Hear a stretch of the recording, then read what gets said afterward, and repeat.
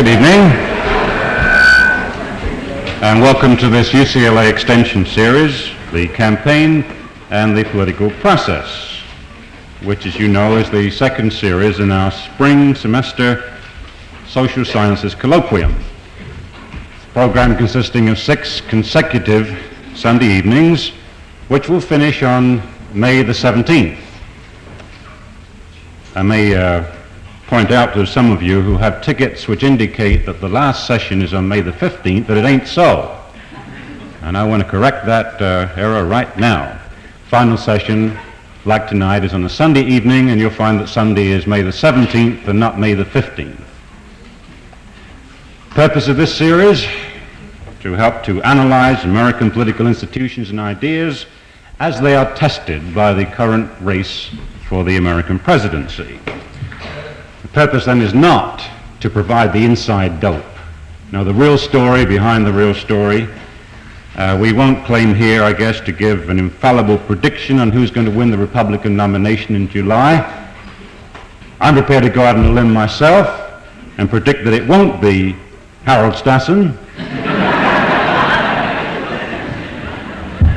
The way things are going, I'm not even sure about that anymore.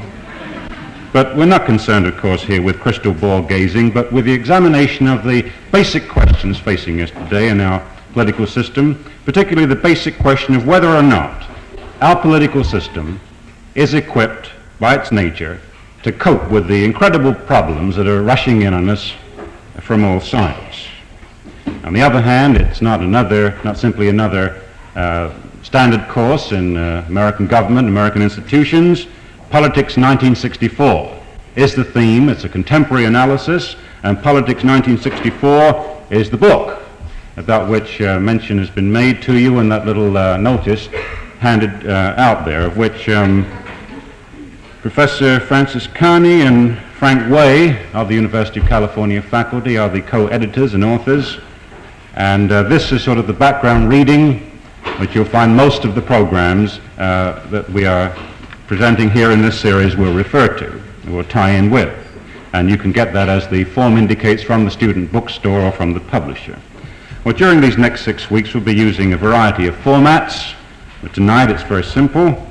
We'll hear a lecture. Then we'll have a comment by one of the co-editors of this book, Professor Carney, then some panel discussion, and then some questions from the floor.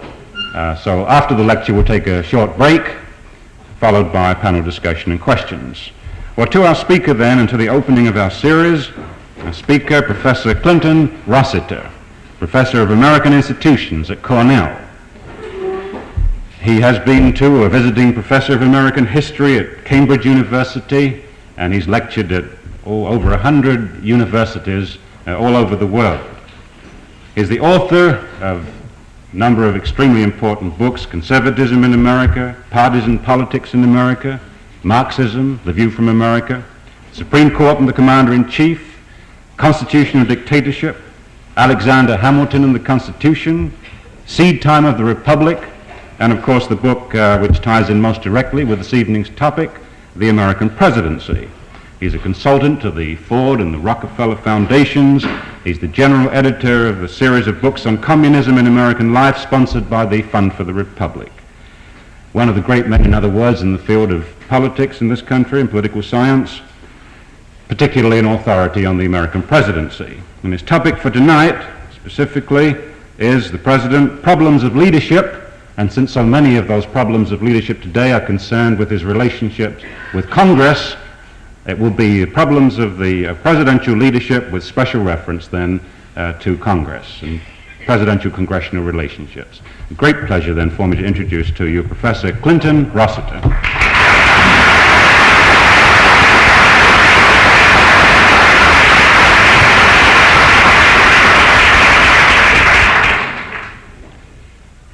Mr. Chairman, ladies and gentlemen, I hope that the first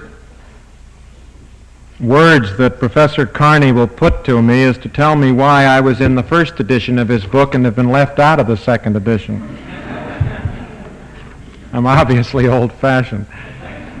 Now, my text for this evening's lecture is quite properly taken from the Bible of American political science, The Federalist, a paper in which Alexander Hamilton, perhaps the most prophetic of all of the great early American statesmen, sitting at his desk in 1788, foretold a time, and I'm quoting, when every vital question of state in this great republic will be merged in the question, who will be the next president? I cannot, I was about to say unfortunately, but perhaps fortunately is the right word, answer this question for you. So you are going to be left in suspense for at least some time to come. Although I realize that all of you would like to hear my answer, as I would like to hear what all of you think about who will be the next president, indeed who will run for the presidency in the fall. I can't do this because I have no gift of prophecy. At best, I engage in what is called educated guesswork, and there must be many of you, at least 100, let's say, in this very nice audience, whose educated guesses would be every bit as good as mine. So what I would like to do as a kind of opening lecture in this particular series is to invite you to withdraw with me, at least for an hour, from this sweaty arena of presidential politics, 1964, and as it were, sort of go up in a balloon and with a nice large telescope to examine the arena from a cool distance and to look for background, context. Whoops. Well, the context is not too good here. Well, it'll. I won't do that. I like to put my foot up when I lecture. There, maybe. No, I won't be able to do it tonight. All right. And to look, as I say, at the general circumstances, the institutions, rather than at the details, the cast of characters. I'm willing later on to get just as gossipy as you want me to be, but for the moment, at least, I would like to talk about background. And we are already in the midst of some very hot campaigning for the presidency, the vice presidency, although nobody will admit it, all the seats in the House, 1/3 of the seats in the Senate, and of course many other offices in America. And what I would like to do is to string together some observations, not so much on the men who will or may contest for all these places of power, but on the places themselves, on the present state of the presidency and the House and the Senate, on the relations among these offices, and especially about the position the president has today in law and fact and circumstance and politics in relationship to Congress. In other words, this critical relationship in our constitutional form of government, that between a man named Lyndon B. Johnson and some other men named Mike Mansfield and Everett McKinley Dirksen and Charles Halleck and J. William Fulbright and John McCormick and the rest. There are, I think, things worth knowing, trends that are worth marking for the sake of understanding our democracy, but also because with these things, with these trends in mind, we will be able to make better educated guesses and give a more certain answer to Hamilton's persistent and prophetic question. So let's look together for a while, if I may do it this way, and I don't think anyone's going to stop me, at least not just yet, at the White House and the Capitol and the relations that bring them together, pull them apart, and bring them together again. And what we see as we look at the White House and the Capitol, even though the White House may be dark at the moment and a little bit harder to see, is what we have seen ever since April 30th, 1789, when Washington finally got through the mud from Mount Vernon to New York and was inaugurated president, a pattern that mixes contention with cooperation and conflict with compromise, a pattern that is designed to have both these things in a kind of critical balance. First, let me say a few words about contention, or tension, or conflict, if you will, between President and Congress. That, as we all know, was fixed once and for all, at least for this republic, by the Constitution itself. And whatever else the framers meant to do, they did not mean to make it easy for us to govern ourselves. For the creators and the executors of laws to identify the national goals, to think up policies that would help us to reach these goals, to convert the policies into laws, and then to convert the laws into workable day-to-day administration. They wanted the fragmentation of power, and of course they got it, and we still have it. And the whole idea of contention between two roughly equal and independent bodies is, as we well know, built very firmly and deeply into our system. What we have is essentially a matter of competition between two equal and independent political branches, a competition for the stakes of power. And I would like quickly to review both President and Congress in terms of what I think are perhaps the three most dramatic qualities of an instrument of constitutional government: power, prestige, and independence or freedom of action. I don't think I need to review for this audience the powers of the presidency. We all know how to break it down into various functions or roles. We know what he's called upon to do by the Constitution, by law, by custom. And we know that when we put all the functions of the president together and particularize the total authority he holds in terms of such specific constitutional authority as that to command, to negotiate, to veto, to appoint, to remove, to pardon, and to supervise, and, for example, statutory authority to make budgets, to reduce tariffs, to close banks, to cool off strikes, we have got to conclude that never in history have free men put so much power on a regular day-to-day basis in a single office. We have also to conclude that perhaps never has there been such a display of confidence in the good intentions of one man. At the same time, the display becomes all the more remarkable because this man enjoys a kind of prestige that is unique among elected heads of government.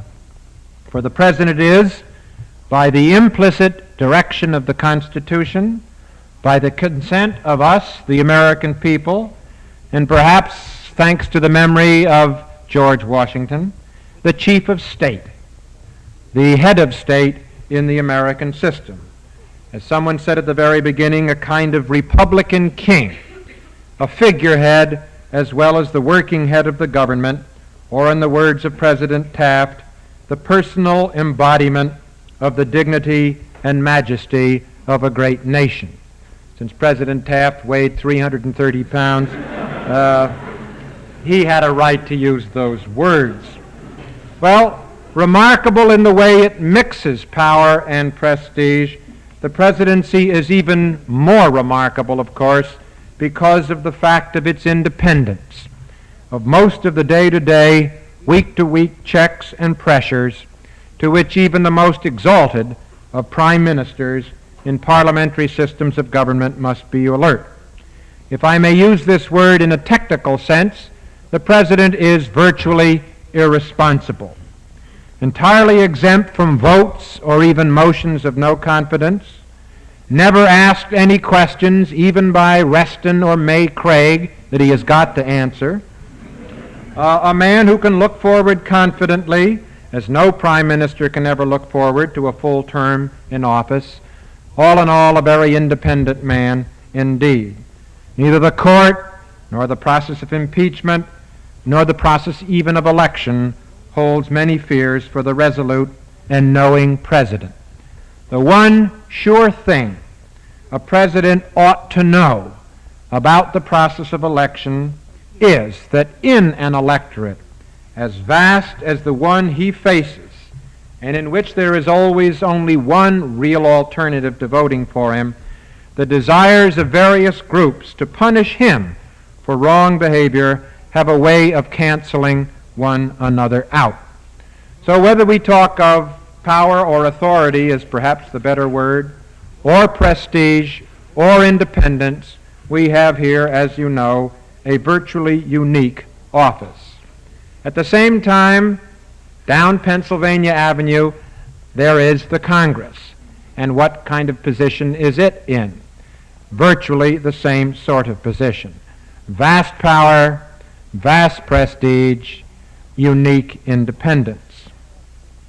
I remember as a student myself in a freshman American government course back in the days of Franklin Roosevelt, first term of Franklin Roosevelt, if you really want to pin me down, we used to talk a great deal about the notion of delegated power.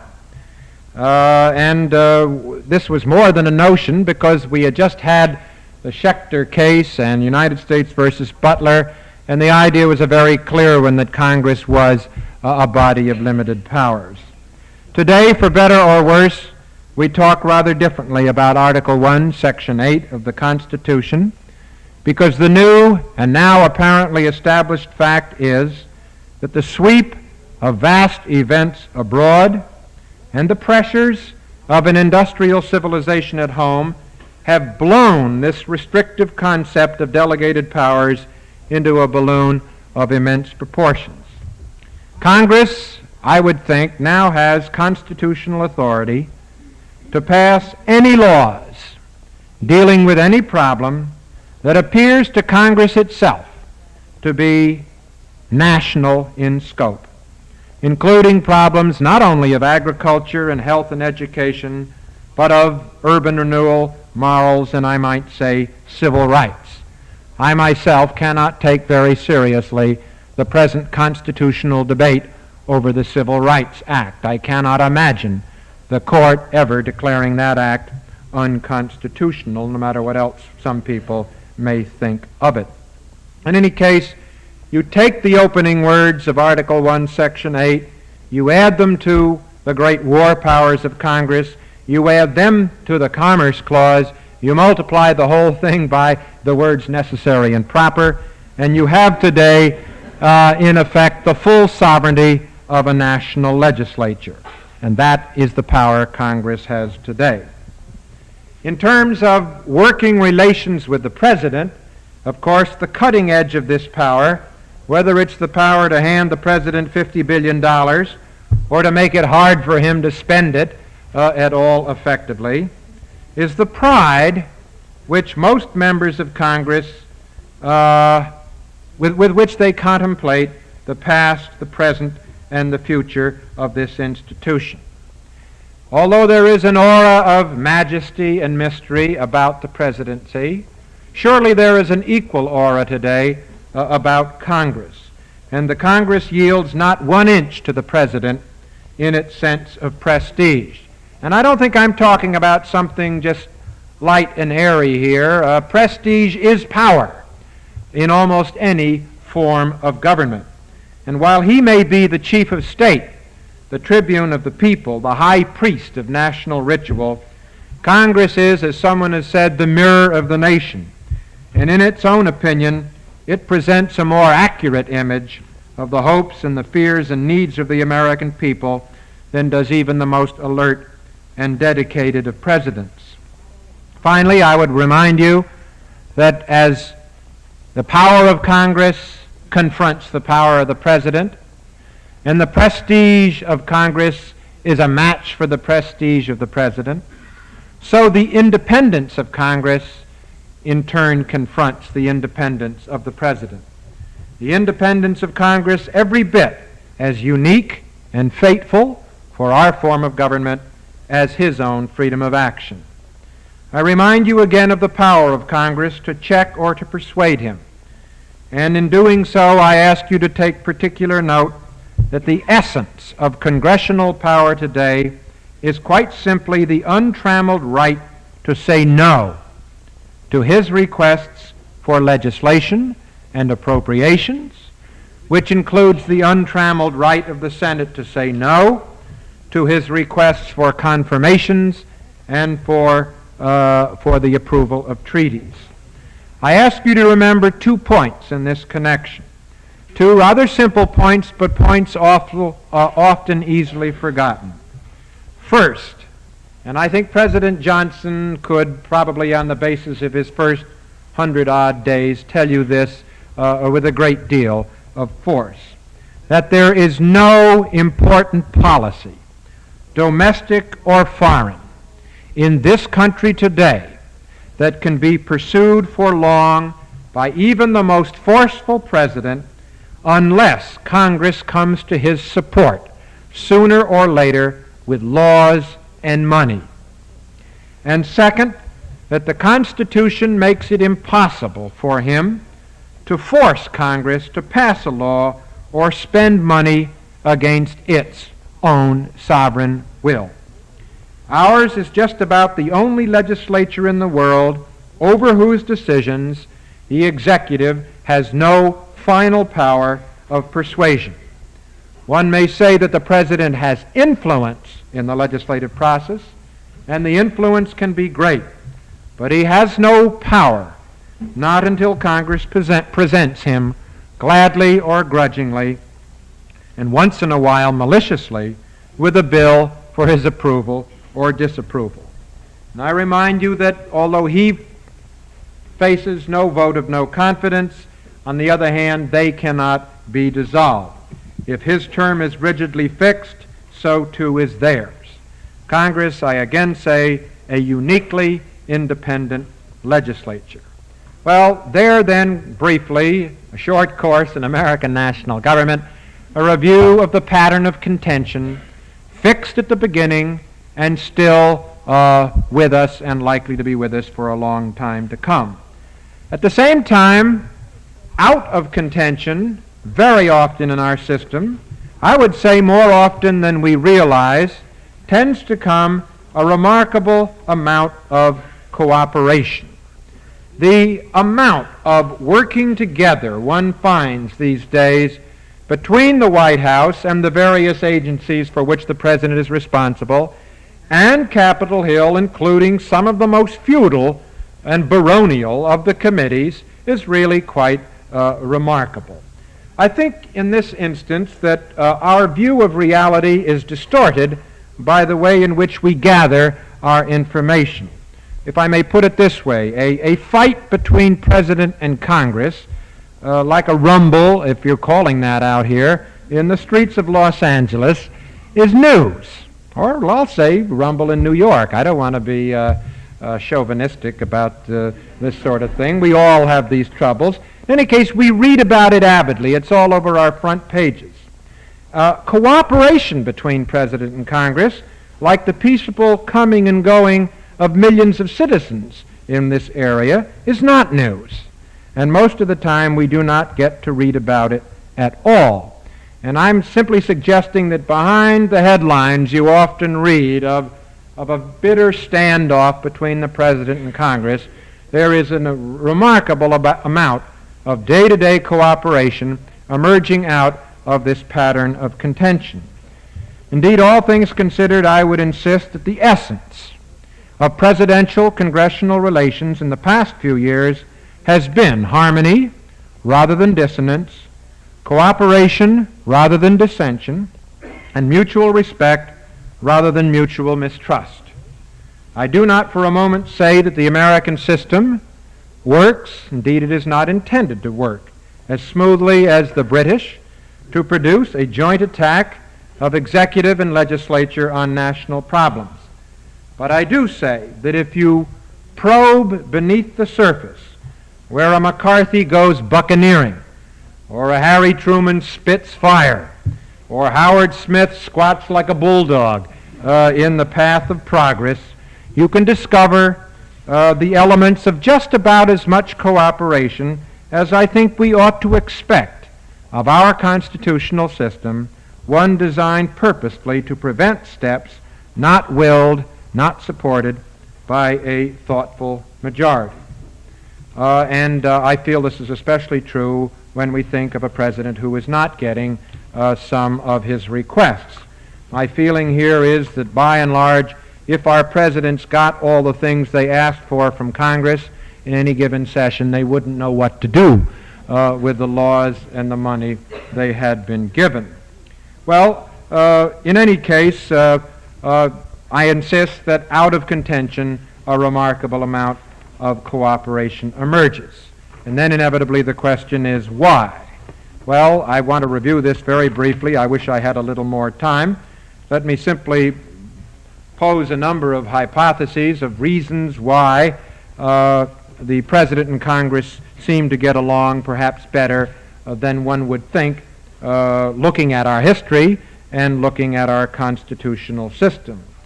We would want to mention certainly the consensus of policy and of principle that has been the distinguishing mark of our politics. We have had some pretty severe political differences in this country. There have been times in the past 75 years, take 1896 and 1936 as just two examples, when we almost thought the class struggle had come to us. But for the most part, we have been remarkably exempt from tensions and hatreds and unresolved feuds that have made it almost impossible for example, so civilized a people as the French to govern themselves soberly and constitutionally. And despite the accusations of some people, and they're just as numerous where I live as where you live, that half of us are traitors, a quarter of us are dupes, what the other quarter are, I'm not quite sure. We do remain a remarkably united people in a world of very disunited peoples. I don't know if I'm trying to oppose a law here, but let us say in order to run a divided government, you have to have a united people. In a sense, this is what General de Gaulle was saying about our Constitution the other day. I would want to mention also, as elements of cooperation, the political ties that bind the President to roughly half the members of Congress, and those members in turn to him. One would want to mention the fact that in this system, the key elements of a good horse trade are always there, and that always helps people be cooperative. That is to say, they have things he wants, and he has things they want. Having things each one to buy and sell, you'd be surprised how well they can get along. He wants laws, he wants dollars, he wants confirmations, he wants expressions of goodwill. He wants committees that leave his chief lieutenants alone. They want what he's got to give, loaves, fishes, contracts, appointments, that sort of thing, acts of friendship. They want lieutenants who acknowledge the right of committees to ask questions. And nothing could be more conducive, I think, to cooperation than anticipation of fruits of friendly compromise. And this is what keeps them going so often together. I would want to mention also the rules of the game, especially as played in Congress, which has reorganized itself, I think, remarkably in both fact and spirit in recent years to provide elements of cooperation with the President. And certainly, although it is considered old-fashioned to say so, I would like to mention and mention with some pride the morality, in the best sense of that word, that appears to govern the strivings of even the most deeply committed men in the great, at least national arena of American politics. In any case, there appears to me today to be a clear recognition, again, as I say, down there on Capitol Hill and up at the White House, that the struggle of these two great independent bodies does have limits, that the game does have rules, and that the first rule of the game is play to win. but not to demoralize or to disgrace or to destroy.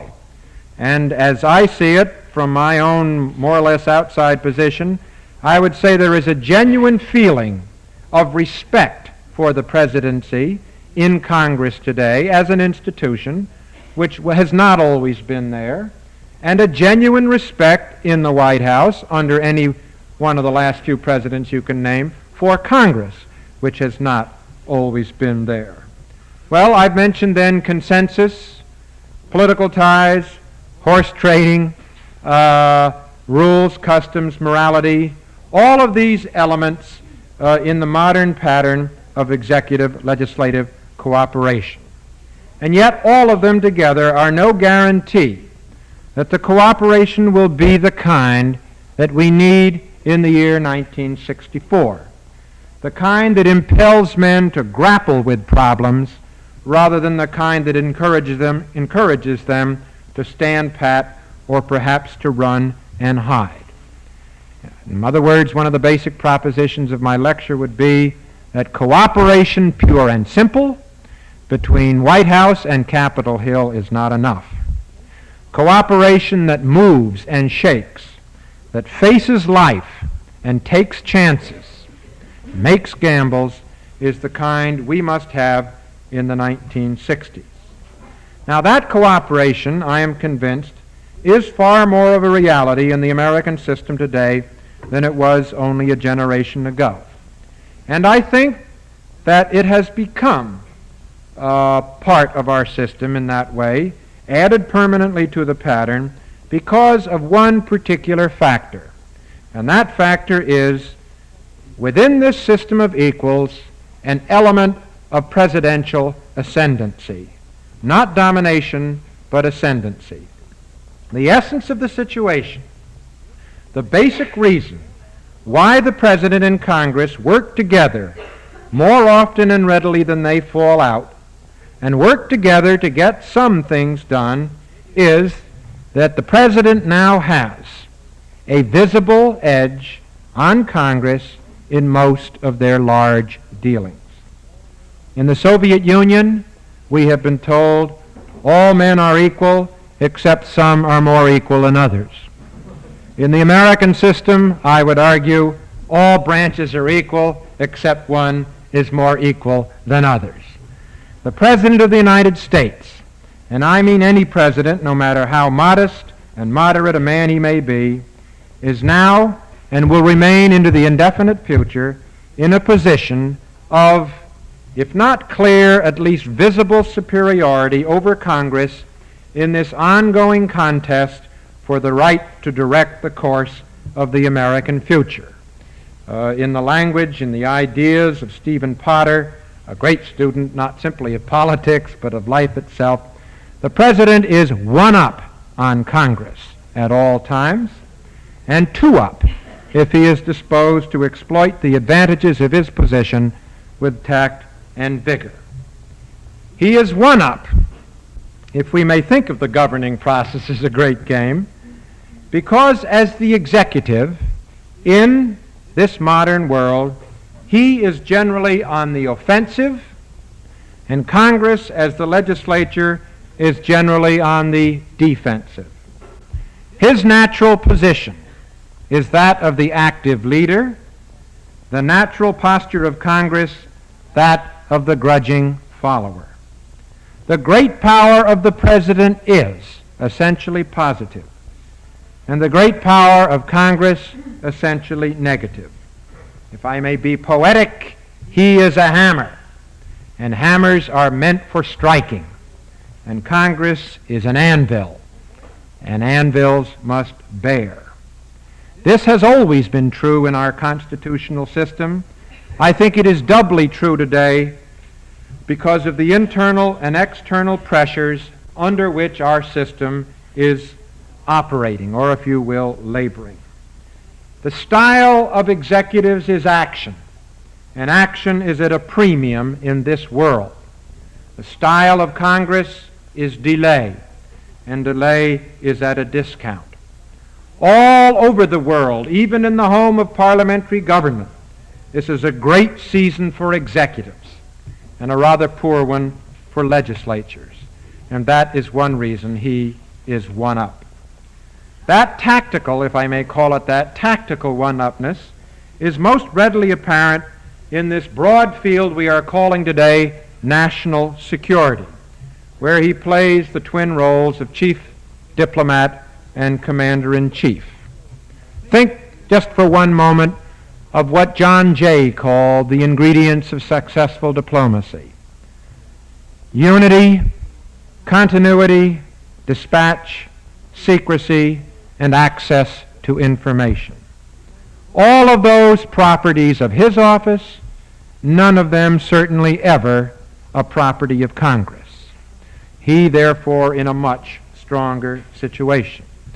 And indeed, so long as America applies this diplomacy of involvement, as I think it will and must into the indefinite future, so long can Congress hope to play no more than a delaying, harassing, critical role in this vast area of national security. While it will be and should be, as always, a powerful role, it will be essentially a negative role. For example, Congress can make life miserable for a president who even thinks about recognizing Red China. It could make life unendurable for one who decided to go ahead in spite of everything and extend recognition. But Congress itself cannot recognize Red China, nor could it undo most of the consequences of a presidential act of recognition. Take another example, one that is actually we've seen time after time. Congress can authorize the president to enlarge the Air Force, as it did Mr. Truman, or to add to the strength of the Marine Corps, as it did to General Eisenhower, or to get on with the development of a supersonic bomber, as it authorized President Kennedy. But it cannot force him, and is reluctant even to direct him, to spend that money appropriated for that purpose. And each of these men simply took that money and, as it were, put it in the bank and left it there. And Congress could ask, but Congress could not do. And that, I think, is the situation we have in the area of tactics. All right, one up on the level of tactics. The president goes two up on what I may call the level of strategy, if he is in fact a determined, a modern president. By this I mean simply to say that the president is now in a position where he is more likely to be in touch with what appear to be the great trends of American history, and thus more likely to deal from a position of moral strength. If I may be a little bit autobiographical and go back to the time when I first had political consciousness, back toward the beginning of the New Deal, you run on from that period to now, and I think we would have to agree that for a people as fundamentally politically conservative as the American people, we have gone through something very close to a revolution. Not a bloody revolution, but at least an evolution so accelerated that a great deal about our way of life has been changed, whether for good or ill, each of you must decide.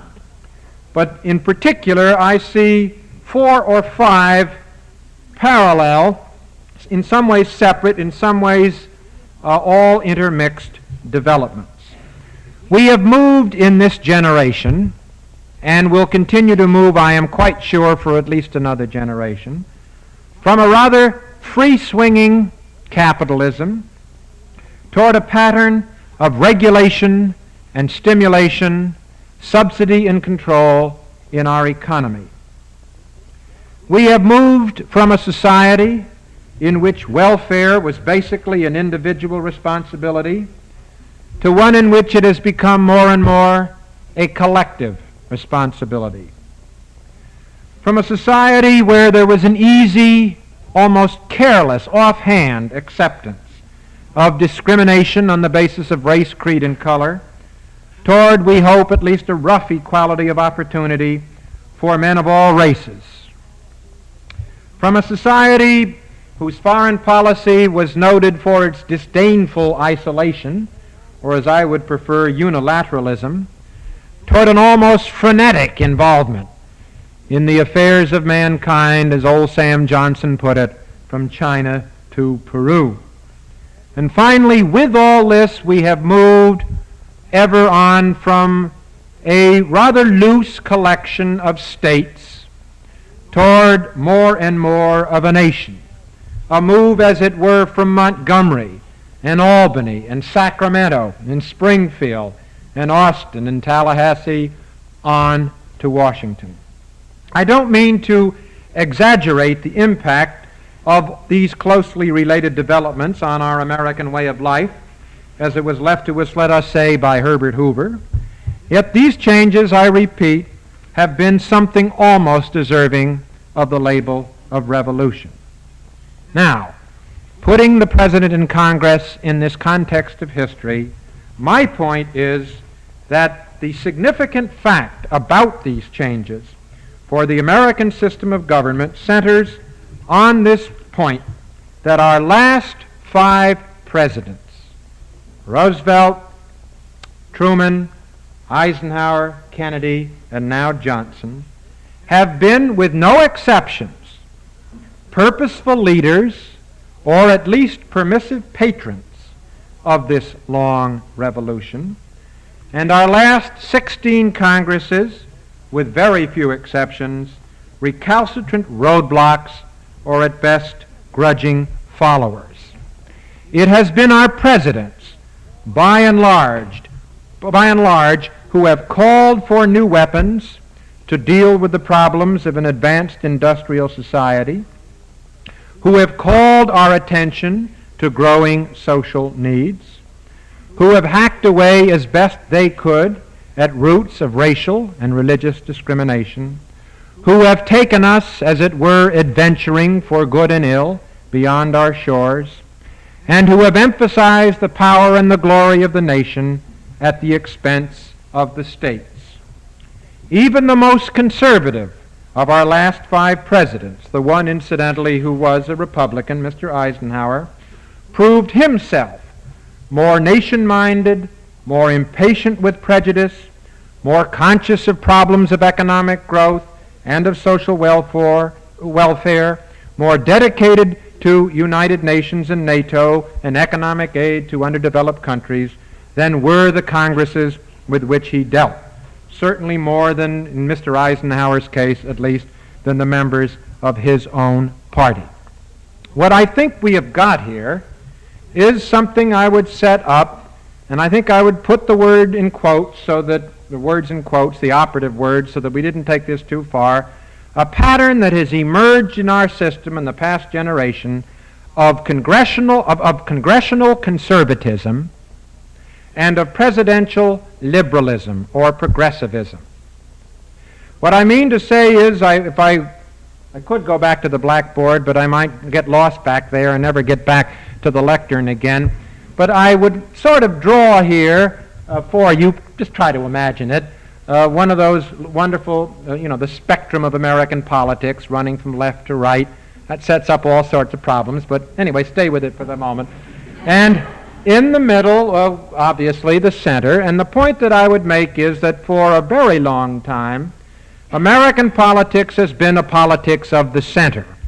We are grouped around the middle, some of us knowingly, some of us unknowingly, but most of us are there. There are a few people in orbit to the left, rather few more in orbit to the right, but most of the people making the decisions, I think, certainly at the national level, are grouped around the center. And the point I'm trying to make is that in terms of this politics of the center, there are certain imperatives of our history, of our system, of our politics, pulling the president not a long way, but a noticeable way toward the left, toward reform, progress, dynamism, whatever you wish to call it, and certain other imperatives pulling the Congress toward the right, toward a more conservative point of view. And this, in terms of history, I have tried to document. One of the things that emerges from this, of course, is in terms of the kind of candidates that parties nominate. One of the definite uphill hurdles, or hurdles in his uphill course, that Senator Goldwater faces, I think, is this fact that the White House today seems to be an instrument that goes only to people who have this more progressive, reform-minded, internationalist point of view. And this, I think, has hurt him already and will continue to hurt him. Now, what are some of the reasons for this new tension in our system? As I say, the two offices, like the rest of us, grouped around the center, but the president pulled left, although not terribly far left. The Congress pulled right, perhaps a little further right. Well, I could set up a number of hypotheses here, some of which I think need proving, but in any case I'll state them for what they are worth.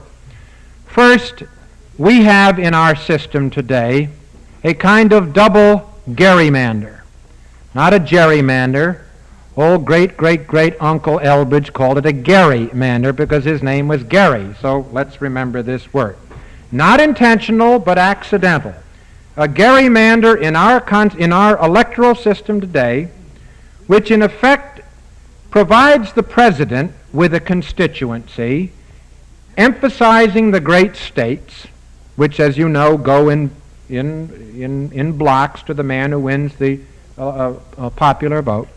Within the great states, the great cities, and within the great cities, the important and visible minorities, and therefore emphasizes a more dynamic, urban, reform-minded constituency, whereas Congress continues to be more gerrymandered, again more or less by accident or time lag, in terms of the residents of small towns and rural areas. And you will see that, I think, at work in this year's election. We are an American people divided into two somewhat separate, partly overlapping but partly separate constituencies when we poll on one hand for the president and on the other hand for Congress. Another point would be simply the process of election itself, which does, I think, far too often place men with narrow views and special interests, not in the very top seats of Congress, but certainly in all the middle seats of power, the headships of the committees and so forth, and yet an electoral system that acts remorselessly to reserve the presidency for men with broad views and general interests, and thus a deeper insight into the needs of the national community. Or take a third point, the question of turnover. Turnover in leadership in the White House versus turnover of leadership in Congress.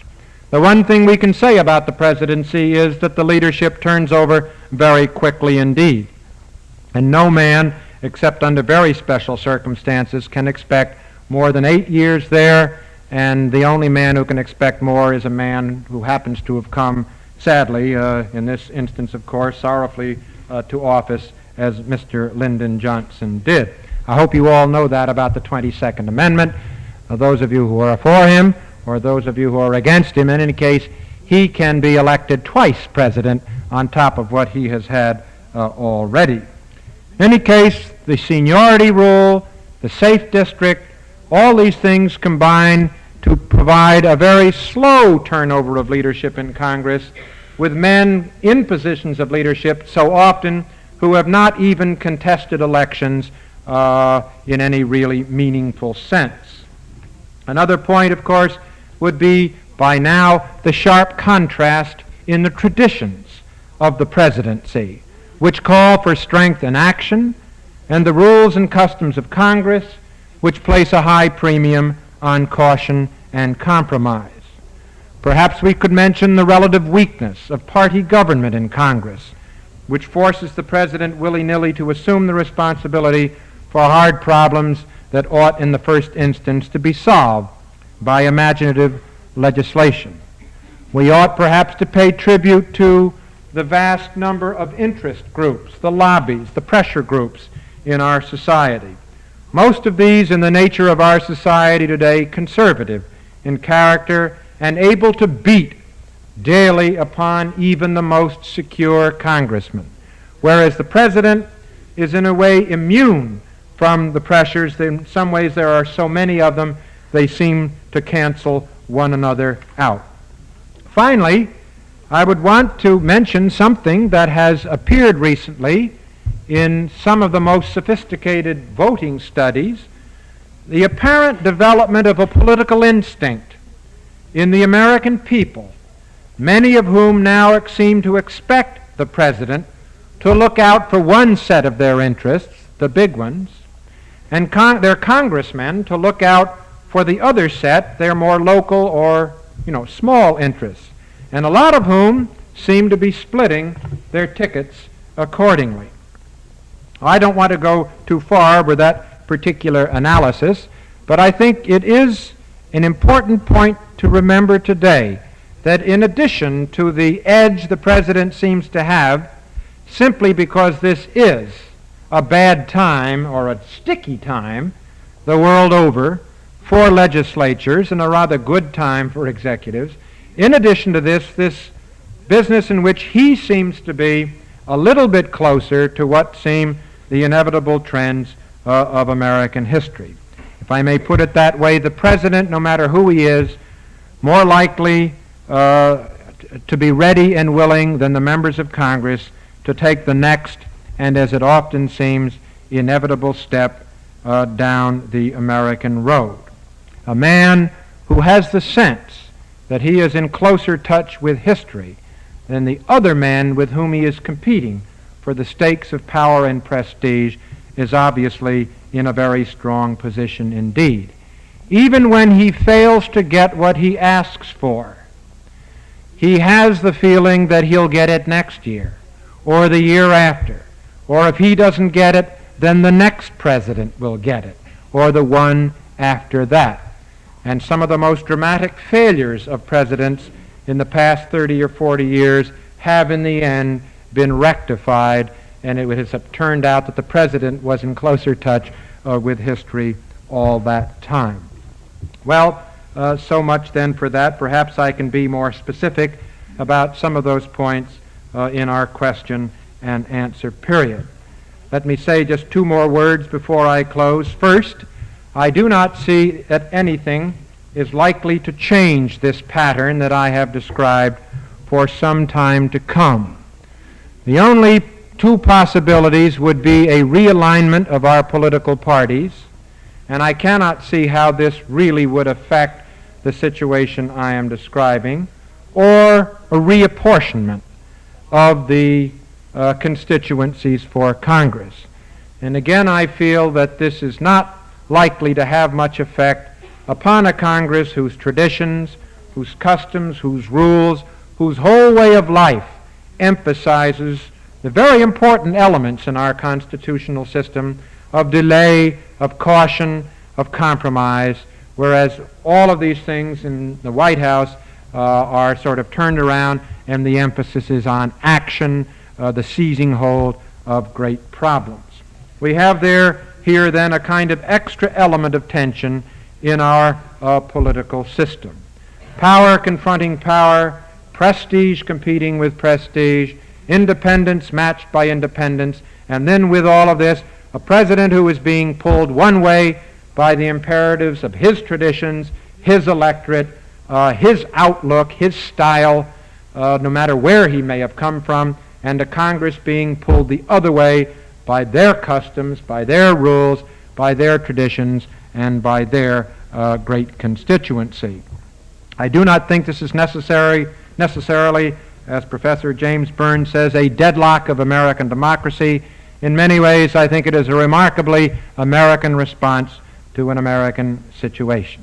And my second point, if I may, I would like to conclude by now coming down out of the balloon, packing up the telescope, and reminding ourselves that we are in a wonderful, figuratively speaking, sweaty arena, presidential politics, 1964, and let me remind you that everything I have said is in a way simply background for the kind of educated guesses that we all must make from this time forward. You know, who will the Democrats add to Mr. Johnson on the ticket?